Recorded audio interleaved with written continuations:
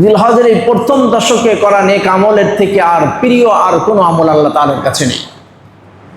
আশারায় জিলহজ্জায় বান্দা যত নেক আমল করে, এই নেক আমলগুলো আল্লাহ তাআলার কাছে সবচেয়ে বেশি প্রিয়, সবচেয়ে বেশি প্রিয়।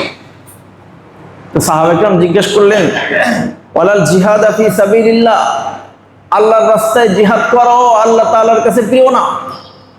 আল্লাহর রাস্তায় জিহাদের থেকেও কি এটা বেশি প্রিয়? রাসূল বলেন, ওয়ালাল জিহাদ ফি সাবিলিল্লাহ, হ্যাঁ, আল্লাহর রাস্তায় জিহাদ করাও এর থেকে শ্রেষ্ঠ না।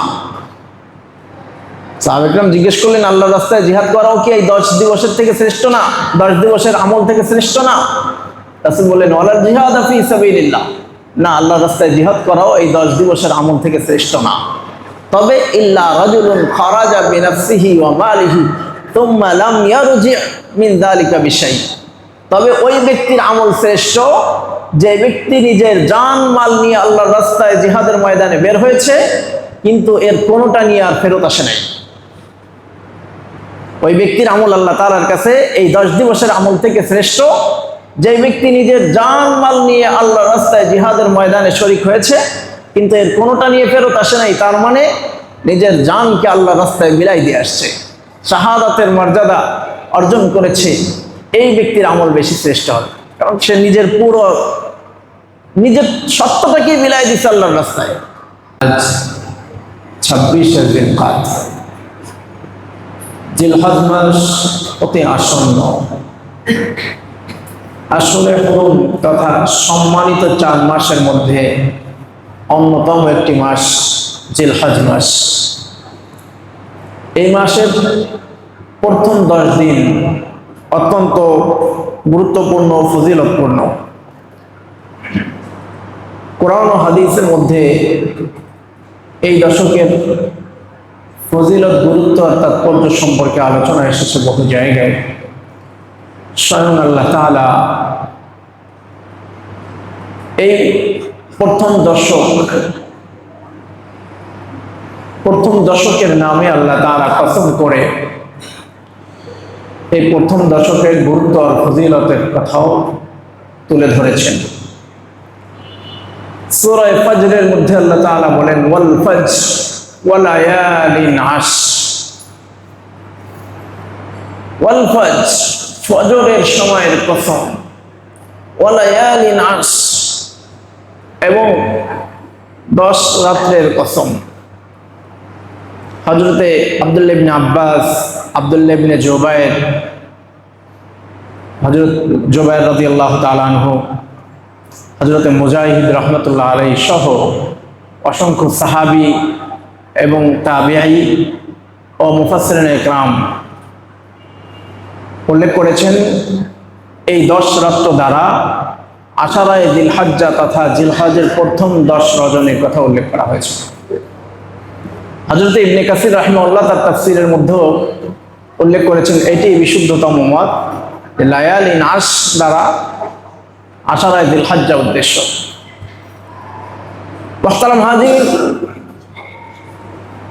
এই 10 রাতের কসম করে আল্লাহ তাআলা এর গুরুত্ব, তাৎপর্যের কথা তুলে ধরলেন কিভাবে? আমরা জানি কসম করা হয়,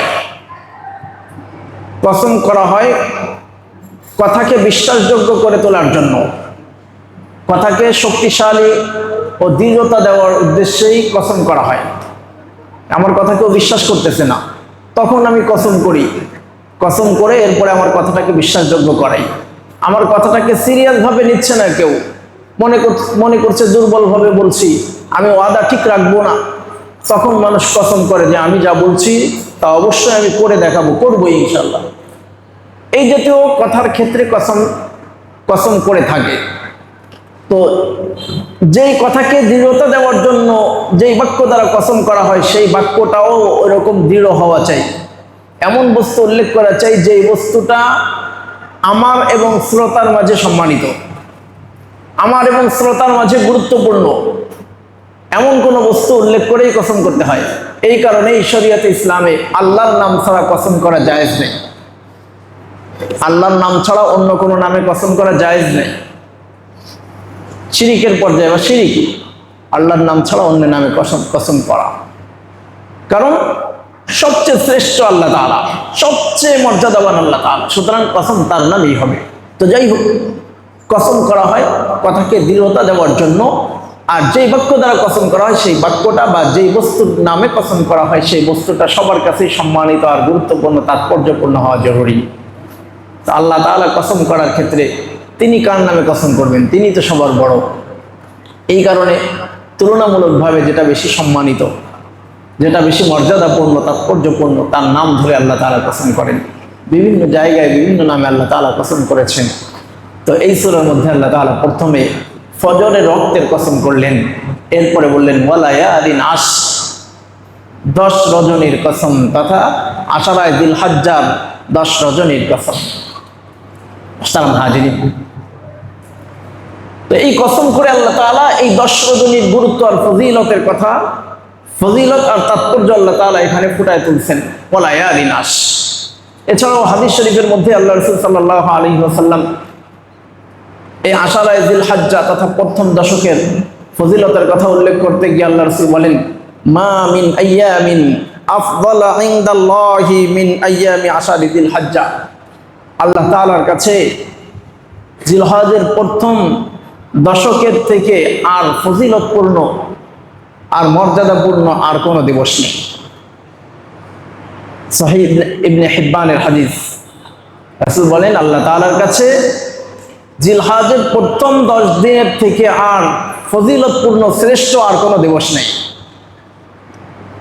অন্য আরেক riwayতের মধ্যে আসছে আল্লাহ রাসূল সাল্লাল্লাহু আলাইহি ওয়াসাল্লাম ইরশাদ ফরমান, আফদালু আইয়ামিদ দুনিয়া আল আশার ইয়ানি আশারা যিলহজ্জা কিলা ওয়ালা মিথলাহুন্না ফি সাবিলিল্লাহ ক্বালা ওয়ালা মিথলাহুন্না ফি সাবিলিল্লাহ ইল্লা রাজুলুন উফিরা ওয়াজহুহু বিত-তুরাব।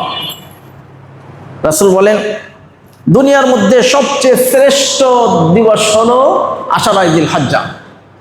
দুনিয়ার মধ্যে সবচেয়ে শ্রেষ্ঠ দিবস হলো আশারায়ে যিলহজ্জা। তো কেউ জিজ্ঞেস করলেন ওয়ালা মিথলাহুন্না ফি সাবিলিল্লাহ, আল্লাহর রাস্তায় কাটানো দিনগুলোও কি তার সমতুল্য নয়? আল্লাহর রাস্তায় কেউ কিছুদিন কাটিয়ে এসেছে, জিহাদের ময়দানে কিছুদিন কাটিয়ে এসেছে, তো সেই দিবসগুলোও কি এই আশারায়ে যিলহজ্জার সমান নয়? রাসূল বলেন না, ওয়ালা মিথলাহুন্না ফি সাবিলিল্লাহ, আল্লাহর রাস্তায় কাটানো দিবসগুলো সেই 10 দিনের সমতুল্য নয়। তবে ইল্লা রাজুলুন উফিরা ওয়াজহুহু বিত-তুরাব, তবে ওই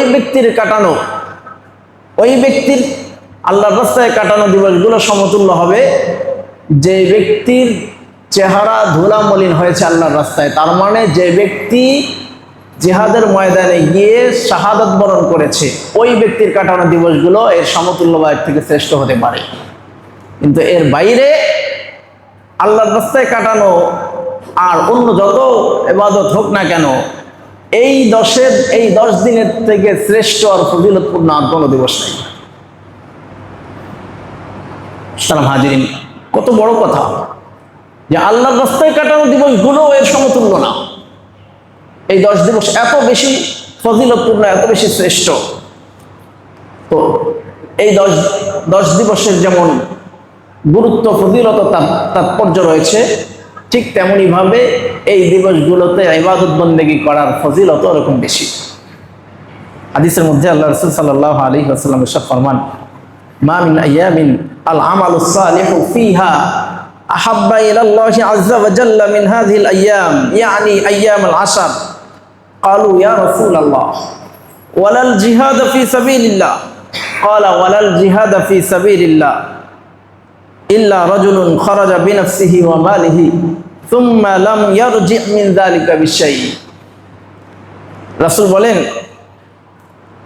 আইয়ামে আশার তথা আশারায়ে যিলহজ্জা, যিলহজের এই প্রথম দশক, যিলহজের এই প্রথম দশকে করা নেক আমলের থেকে আর প্রিয় আর কোনো আমল আল্লাহ তাআলার কাছে নেই। আশারায়ে যিলহজ্জায় বান্দা যত নেক আমল করে, এই নেক আমলগুলো আল্লাহ তাআলার কাছে সবচেয়ে বেশি প্রিয়, সবচেয়ে বেশি প্রিয়। তো সাহাবায়ে কেরাম জিজ্ঞেস করলেন ওয়ালাল জিহাদ ফি সাবিলিল্লাহ, আল্লাহর রাস্তায় জিহাদ করাও আল্লাহ তাআলার কাছে প্রিয় না? আল্লাহর রাস্তায় জিহাদের থেকেও কি এটা বেশি প্রিয়? রাসূল বলেন ওয়ালাল জিহাদা ফি সাবিলিল্লাহ, হ্যাঁ আল্লাহর রাস্তায় জিহাদ করাও এর থেকে শ্রেষ্ঠ না। সাহাবায়ে কেরাম জিজ্ঞেস করলেন আল্লাহর রাস্তায় জিহাদ করাও কি এই 10 দিবসের থেকে শ্রেষ্ঠ না, 10 দিবসের আমল থেকে শ্রেষ্ঠ না? রাসূল বললেন ওয়ালাল জিহাদা ফি সাবিলিল্লাহ, না আল্লাহর রাস্তায় জিহাদ করাও এই 10 দিবসের আমল থেকে শ্রেষ্ঠ না।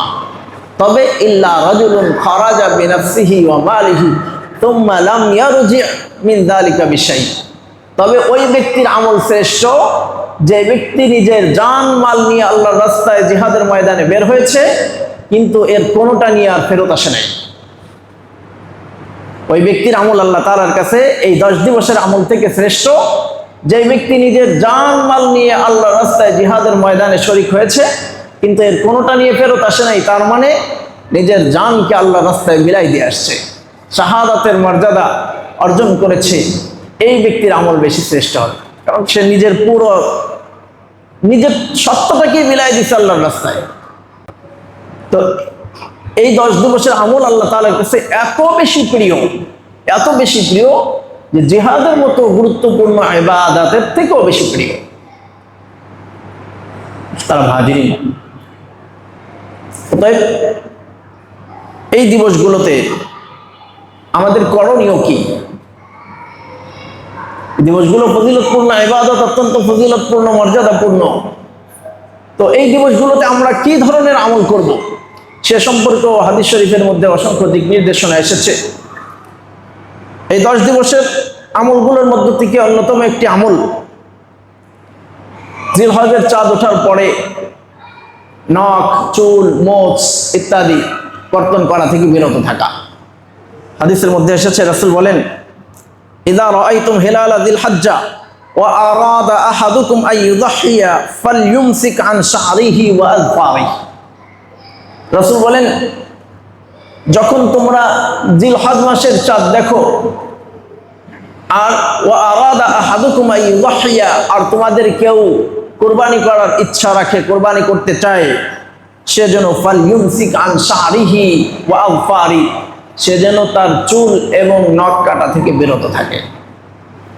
অর্থাৎ জিলহজের চাঁদ দেখার পরে কোরবানি করার আগ পর্যন্ত নখ, চুল ইত্যাদি এগুলো কাটা থেকে বিরত থাকা 1 নম্বর আমল।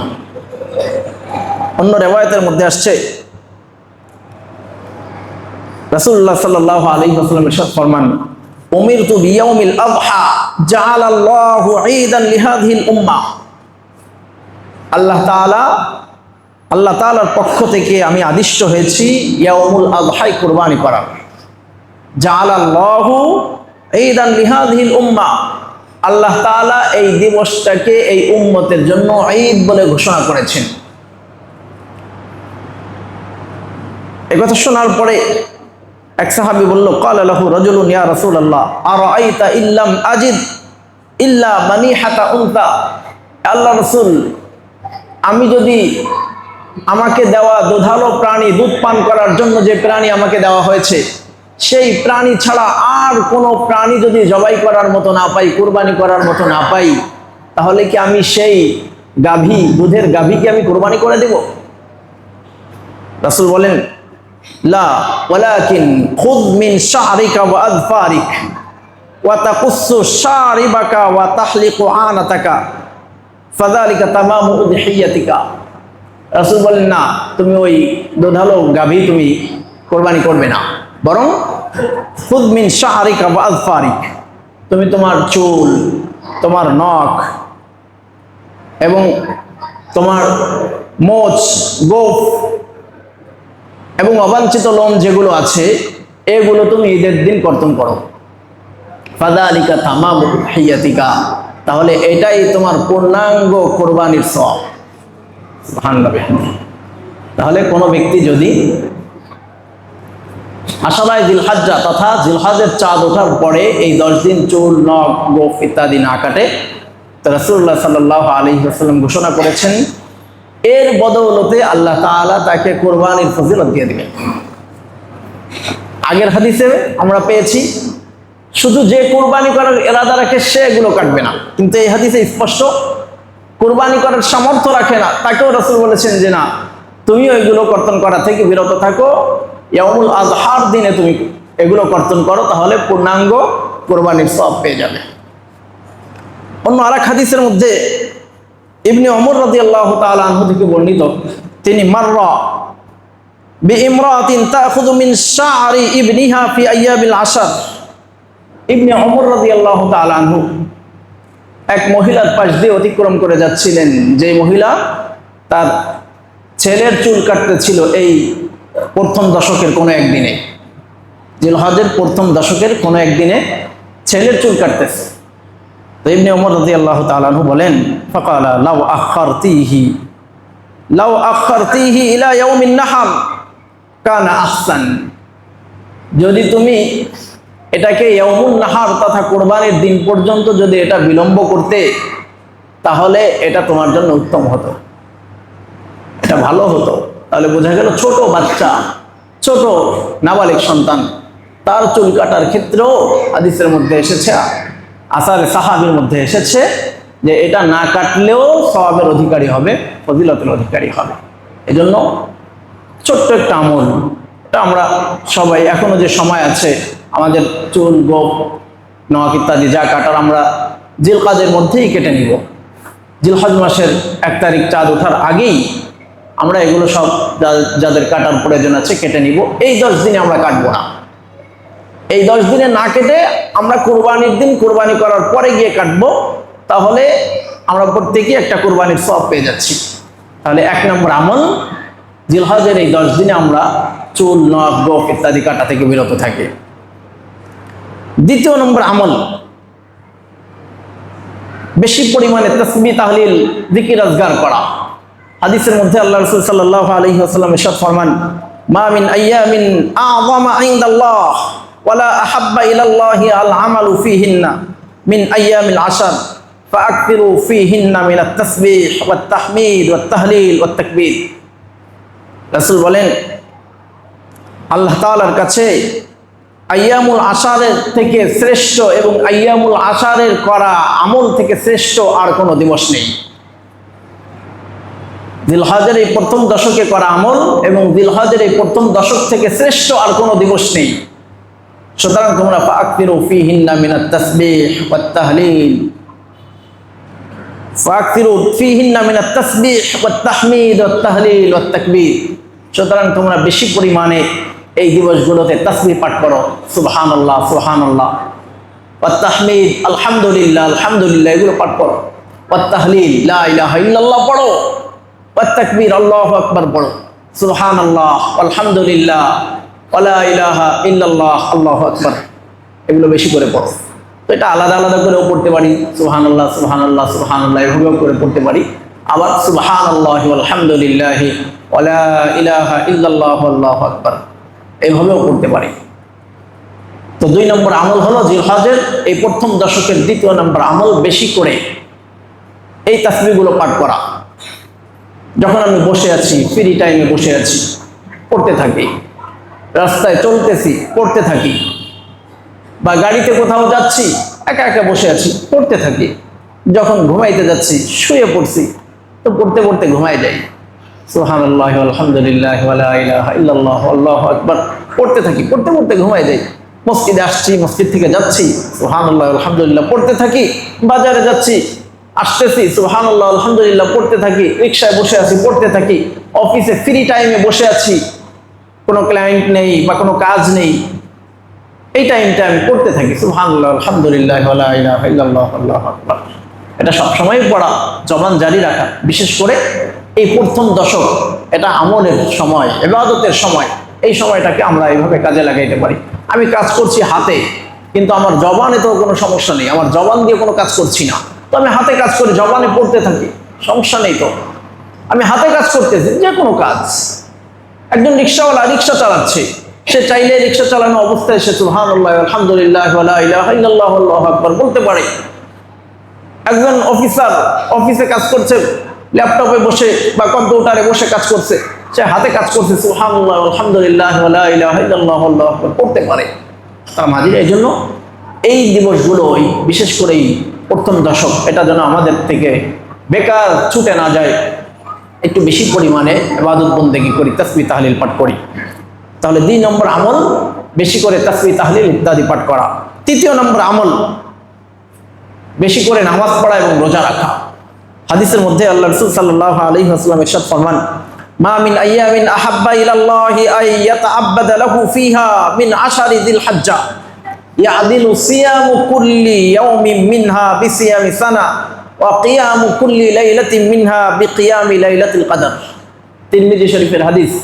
আল্লাহ রাসূল সাল্লাল্লাহু আলাইহি ওয়াসাল্লাম ইরশাদ ফরমান, আল্লাহ তাআলার কাছে জিলহজের প্রথম দশকে ইবাদত বন্দেগীর থেকে শ্রেষ্ঠ আর কোনো দিবস নেই। কিরকম শ্রেষ্ঠ? রাসূল বলেন, ইয়াদিলু সিয়ামু কুল্লি ইয়াউমিন মিনহা বিসিয়ামি সানা।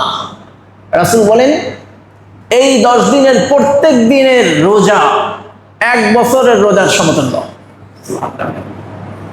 ইয়াদিলু সিয়ামু কুল্লি ইয়াউমিন মিনহা বিসিয়ামি সানা। এই 10 দিনের 10 দিন তো না, 9 দিন। 10ম দিন তো ঈদুল আজহা, ইয়াউমুন নাহার, এই দিন তো রোজা রাখা নিষেধ। 9 দিন। এই 9 দিনের প্রত্যেক দিনের রোজা 1 বছরের রোজার সমতুল্য। ওয়া কিয়ামু কুল্লি লাইলাতিন মিনহা বিকিয়ামি লাইলাতুল কদর। আর এই 10 দিনের 10 রজনীতে নামাজ আদায় করা লাইলাতুল কদরে নামাজ আদায় করার সমতুল্য।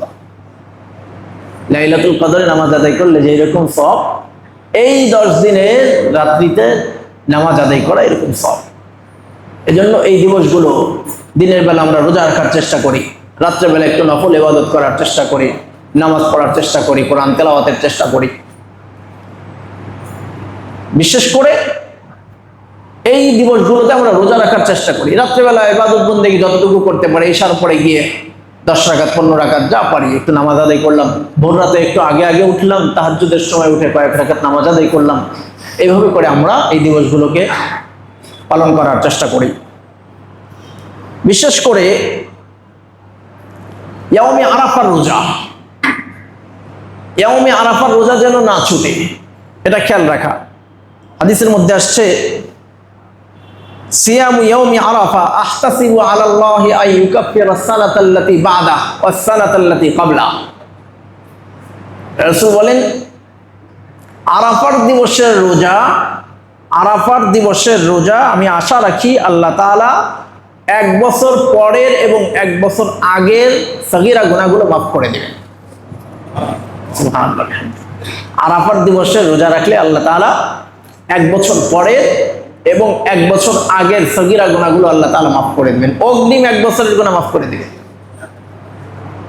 1 বছর আগেরটা তো মাফ করবেনই, গত বছরেরটা মাফ করবেন, এবং সেই সাথে আগামী বছরের আমি যত সগীরা গুনাহ আমার দ্বারা হতে পারে আল্লাহ তাআলা সেগুলো অগ্রিম মাফ করে দিবেন। তাহলে ইয়াউমে আরাফার দিবসে আমরা রোজা রাখি। অন্য হাদিসের মধ্যে আসছে, মান সামা ইয়াউমা আরাফা গুফিরা লাহু সানাতাইন মুতাতাবিআইন। যে ব্যক্তি আরাফার দিবসে রোজা রাখে তার লাগাতার 2 বছরের গুনাহ মাফ করে দেওয়া হয়।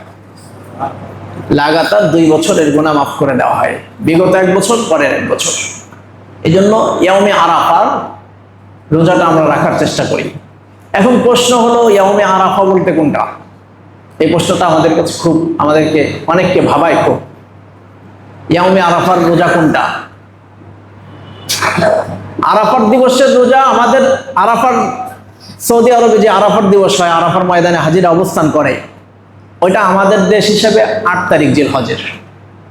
ওটা তো 9 তারিখে অনুষ্ঠিত হয়, জিলহজের 9 তারিখে, কিন্তু ওটা আমাদের দেশে হয় সাধারণত 8 তারিখে। এখন এই 8 তারিখে আদায় করব নাকি 9 তারিখে আদায় করব? মুহতারাম হাজিরিন, মনে রাখার বিষয়, হাদিসের মধ্যে যে ইয়াউমে আরাফা আসছে এটা একটা পারিভাষিক নাম। এটা দ্বারা উদ্দেশ্য আরাফার দিবস, আরাফার দিনে যেদিন আরাফার ময়দানে হাজিরা অবস্থান করে এটা নয়, বরং এই 9 তারিখকে পারিভাষিকভাবে আরাফার দিবস বলা হয়। এরকম আরবিতে অসংখ্য ব্যবহার আছে, হাদিসের মধ্যেও ব্যবহার আছে। যেমন অসংখ্য হাদিসের মধ্যে ইয়াউমুন নাহারের ফজিলতের কথা বলা হয়েছে। ইয়াউমুন নাহার হলো কোরবানির দিন। ইয়াউমুন নাহার কোরবানির দিন। এটা কোন দিন? এটা প্রত্যেক দেশের 10 তারিখ যেদিন। প্রত্যেক দেশে যেদিন জিলহজের 10 তারিখ হবে ওই দিন ইয়াউমুন নাহার। ঠিক তেমনি ভাবে ইয়াউমুল ফিতির এটাও একটা পারিভাষিক নাম। এই দিবসটা কোন দিন? এটা হলো প্রত্যেক দেশের শাওয়ালের 1ম তারিখ। এটা সৌদি আরবের 1ম তারিখ না। সৌদি আরবে একদিন আগে হতে পারে, কাতারে একদিন আগে হতে পারে, আফগানিস্তানে হতে পারে একদিন আগে 2 দিন আগে হোক। তারা যেদিন চাঁদ দেখবে সেদিন তারা ঈদ উদযাপন করবে, আমরা যেদিন চাঁদ দেখবো সেদিন আমরা ঈদ উদযাপন করব। বাকি এই যে নামগুলো নিয়ে যে ব্যবহার, যেমন আশুরার একটা দিবস আছে, আশুরা, আশুরার দিবস এটা একটা পারিভাষিক নাম। এটা হলো প্রত্যেক দেশের ক্যালেন্ডারের তারিখ যেদিন হবে 10ই মুহররম, ওই দিন হলো আশুরা। সেটা মিশরে কবে আদায় করলো, সৌদি আরব কবে আদায় করলো, আর আফগানিস্তান পাকিস্তান কবে আদায় করলো এটা নয়। আমার দেশের 10ই মুহররম যেদিন, সেদিন আশুরার দিবস। ঠিক তেমনি ভাবে ইয়াউমে আরাফা এটা একটা পারিভাষিক নাম। এটা দ্বারা উদ্দেশ্য জিলহজের 9 তারিখ। সুতরাং হাজিরা আরাফার ময়দানে কবে অবস্থান করলো সেই অনুযায়ী ইয়াউমে আরাফা না, এটা আমার দেশের 9 তারিখ যেদিন সেদিন। কারণ এখানে হাদিসের মধ্যে যে ইয়াউমে আরাফার ফজিলতের কথা বলা হয়েছে এটা হাজিদের জন্য না, ভালো করে খেয়াল করেন। ইয়াউমে আরাফার কথা যেটা বলা হয়েছে হাদিসের মধ্যে, যে সিয়ামু ইয়াউমি আরাফা আখতাসিবু আলাল্লাহি আন ইউকাফিরা আস-সানাতাল্লাতী ক্বাবলা ওয়াস-সানাতাল্লাতী বাদা, এই যে হাদিসের মধ্যে আরাফার দিবসের কথা বলা হয়েছে এই ফজিলতের কথা হাজিদের জন্য না। কারণ আরাফার ময়দানে অবস্থানকারী হাজিদের জন্য ওই দিন রোজা না রাখা মুস্তাহাব। আরাফার দিবসে হাজিদের জন্য ওই দিন রোজা না রাখা মুস্তাহাব। তাহলে এই ফজিলতের কথা কাদের জন্য? যারা আরাফার ময়দানে অবস্থান করতেছে না তাদের জন্য। যদি এটা আরাফার অবস্থানের দিন যদি হতো তাহলে এটা ফজিলতের জন্য সর্বাগ্রে যাদের অবস্থান থাকতো তারা হলেন আরাফার ময়দানে অবস্থানকারী হাজিরা, কিন্তু তাদের জন্য রোজা না রাখা মুস্তাহাব। এটা গায়ের জোরে বলছি না, হাদিসের মধ্যে আসছে, আবু দাউদ শরীফের হাদিসের মধ্যে আসছে, হযরতে উম্মুল ফজল বিনতুল হারিস রাদিয়াল্লাহু তাআলা আনহা তিনি বলেন, আন্না নাসান তামারাউ ইনদাহা ইয়াউম আরাফা في صوم رسول الله صلى الله عليه وسلم فقال بعضهم هو صائم وقال بعضهم ليس بصائم فأرسلت إليه بقدح لبن وهو واقف على بعيره بعرفة فشرب। উম্মুল ফজল রাদিয়াল্লাহু তাআলা আনহা বলেন যে কিছু সংখ্যক লোক তার কাছে বসে, তার সামনে, তার উপস্থিতিতে আরাফার দিবসে এই ব্যাপারে তর্ক বিতর্ক করতেছিল, রাসূল রোজা রেখেছেন কিনা, আরাফার দিবসে রাসূল রোজা রেখেছেন কিনা এটা নিয়ে তর্ক বিতর্ক হচ্ছে। তো কেউ বলছে ফাকালা বা'দুহুম হুয়া সায়েম, কেউ বলছে রাসূল রোজাদার, আর কেউ বলছে না রাসূল রোজা রাখেন নাই। তো উম্মুল ফজল রাদিয়াল্লাহু তাআলা আনহু তিনি বলেন, এই বিতর্ক নিরসনের জন্য আমি কি করলাম, ফাআরসালতু ইলাইহি বিকিদাহি লাবানিন, আমি রাসূলের কাছে 1 পেয়ালা দুধ পাঠিয়ে দিলাম, 1 পেয়ালা দুধ পাঠিয়ে দিলাম। কারণ আল্লাহ রাসূল সাল্লাল্লাহু আলাইহি সাল্লাম দুধ পছন্দ করতেন। তো আল্লাহ রাসূলের কাছে দুধ পাঠানোর উদ্দেশ্য, যদি রোজাদার হন তাহলে খাবেন না, আর যদি রোজা না রাখেন তাহলে খেয়ে নেবেন। তো উম্মুল ফজল রাদিয়াল্লাহু তাআলা আনহা বলেন, ফারসালতু ইলাইহি বিকিদাহি লাবানিন ওয়া হুয়া ওয়াকিফুন আলা বাঈরিহি বিআরাফা, যখন রাসূল আরাফার ময়দানে তার উটের উপরে অবস্থান করা অবস্থায় ছিলেন সেই সময় আমি 1 পেয়ালা দুধ পাঠাইলাম রাসূলের কাছে, ফাশারিবা, অতঃপর রাসূল দুধ পান করে নিলেন। তাহলে এই হাদিসে বোঝা গেল আল্লাহ রাসূল সাল্লাল্লাহু আলাইহি ওয়াসাল্লাম আরাফার দিনে অবস্থান করা অবস্থায়, আরাফার ময়দানে অবস্থান করা অবস্থায় রাসূল রোজা রাখেন নাই। তো সেই হিসেবে এই দিন রোজা না রাখা হাজিদের জন্য মুস্তাহাব। তাহলে ইয়াউমে আরাফার রোজার যে ফজিলতের কথা বলা হয়েছে এটা হাজিদের জন্য নয়, হাজি ছাড়া যারা আছে তাদের জন্য। তাহলে এখন আরাফার দিবসে আরাফার ময়দানে যারা অবস্থান করছেন তারা বাদে সারা বিশ্বে যত মুসলমান যত জায়গায় ছড়ায় ছিটায় আছে তাদের জন্য ইয়াউমে আরাফা তথা 9 জিলহজ রোজা রাখার ফজিলতের কথা হলো 1 বছর পূর্বে এবং 1 বছর পরের গুনাহ মাফ করে দেওয়া হবে। অতএব আমরা রোজা কবে রাখবো?